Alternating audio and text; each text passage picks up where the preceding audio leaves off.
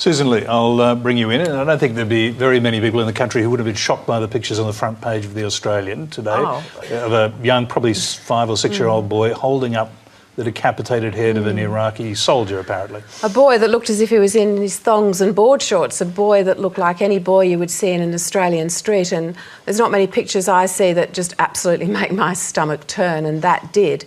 But it also made me realise how close this war, this terrorist army of the Islamic State is, how close it is to us. I mean, we're not removed from these things.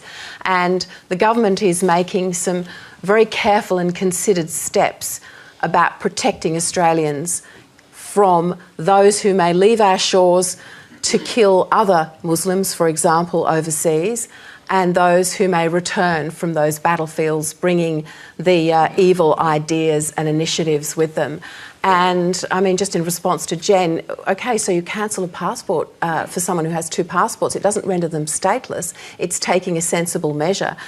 We would be asking people to demonstrate their rationale and their reasons for doing the things they do. We wouldn't be saying in a blanket sense that a group of people can't travel or can't move. I mean, and just remember that all of this is supervised by the Inspector General of Intelligence and Security, an independent statutory body.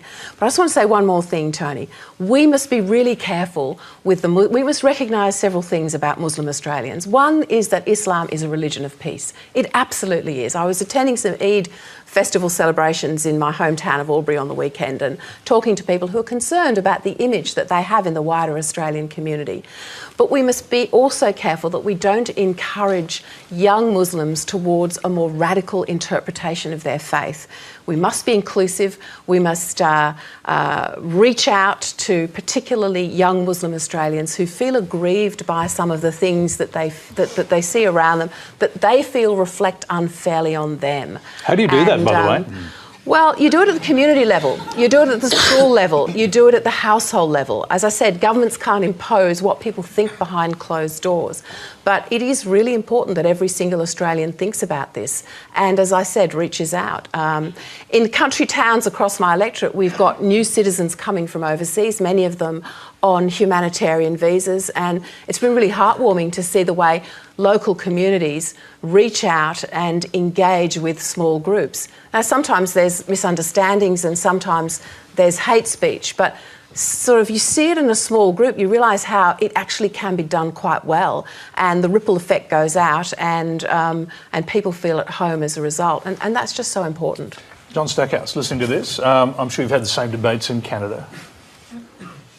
Well, no, we don't have a lot of Canadians who go fight overseas on behalf of Muslim movements elsewhere. So this is actually something that's more Australian than Canadian. And as is obvious here, there's lots of different levels to the policy question. I think bringing people home, if they're going to come home, then they're going to be responsible for their actions elsewhere. But to keep our country safe, we do have to try to figure out who's who and what's what without being unrealistic and sentimental. I mean, I have to respectfully disagree. I've been teaching world religions for 25 years.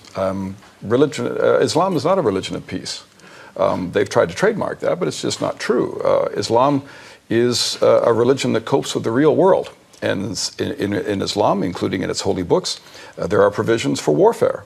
And there are provisions for defensive warfare, and there are also provisions for the extension of Islam, which is why the whole history of Islam has been steady territorial expansion. Of course, it's a religion of peace, by which they mean the subjugation of other people under Sharia. And that's peace, but it's an imperial sort of peace. And I'm not judging it. I mean, we Christians have done the same thing, and lots of other religions have done the same thing as well. Well, I mean, I beg to differ. You do appear to be judging it. No, I'm simply correcting the record. I mean, as a matter of fact, the Quran and the Sharia are very clear that the jihad can be both the internal, the greater jihad of subjecting myself to the will of God, and the lesser jihad is to subject the world to God. I mean, there's only 2 realms. There's Dar al-Islam, there's the submitted part of the world, and then there's the rest of the world that's not yet submitted to God, the Dar al-Harb, the the situation of war, the house of war. So it's a pretty clear worldview.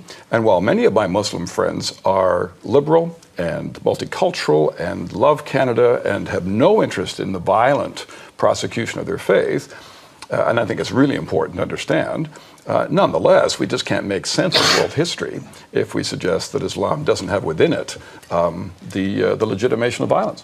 Just invaded Vienna. We can see the Islamic army now. It's moving right towards us.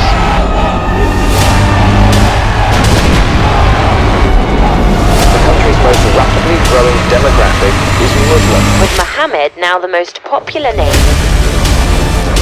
Imran is looking forward to replacing Belgian law with Sharia law.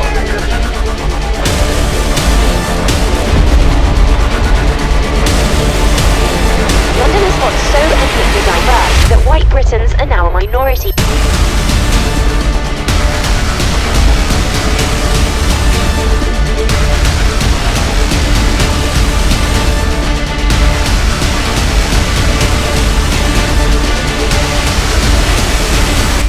Europe is finished.